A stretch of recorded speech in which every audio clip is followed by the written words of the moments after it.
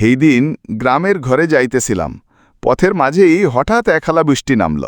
ছাতাটাটা কিছুই নাই, তাই গিয়া বইলাম সৈয়দপুর প্রাথমিক বিদ্যালয়ের বারান্দায়। স্কুলের মাঠ ভিজা ভিজা, চারিধারে ফুল গাছ দুলতেছিল বায়ে। পুকুরের পানিতে বৃষ্টি পড়ে টুপটাপ আওয়াজ, আর দূর থেকে বাচ্চাদের কিচিরমিচির গলার শব্দ কানে আসতেছিল। সেই দৃশ্য দেখা মনটাই কেমন শান্ত হইয়া গেল, যেন নিজের ছোটবেলার দিন মনে আইসা গেল। এই যে শোনেন, আমাগো সৈয়দপুর সরকারি প্রাইমারি স্কুল মান্দা নওগাঁ, এইটা কিন্তু পুরাতন নামজাদা স্কুল। ১৯৭৫ সনে এই স্কুলটার গোড়া ধরা হয়। ওই সময় কাঁচা রাস্তা, বাঁশের বেড়া, টিনের চাল, এইভাবেই স্কুল চলত।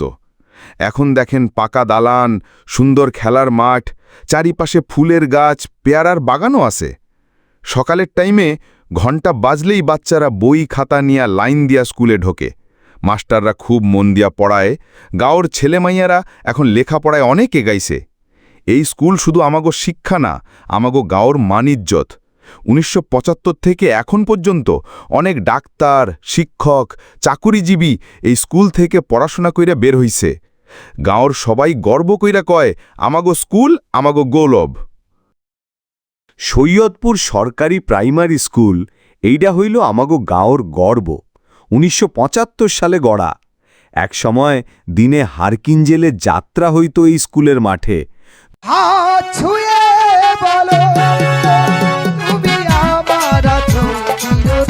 দূর দূর থেকে মানুষ জইরা আসতো।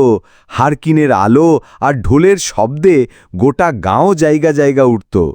স্কুলের চারপাশে ফুলের গাছ, পেয়ারা গাছ, পাশে পুকুর, সব মিলায় একেবারে মেলার মতো পরিবেশ হইত। এখন হয়তো সেই হারকিনজেলের যাত্রা নাই, কিন্তু স্মৃতি এখনো গাঁওর মানুষের বুকের ভিতর লুকানো আছে। এই যে শুনতেছেন, দেখেন কিন্তু ভিডিও, খালি শূন্য ফালাইবেন না। লাইক মারেন, কমেন্ট দেন, হাত খালি করে যাইবেন না, বুঝতেছেন?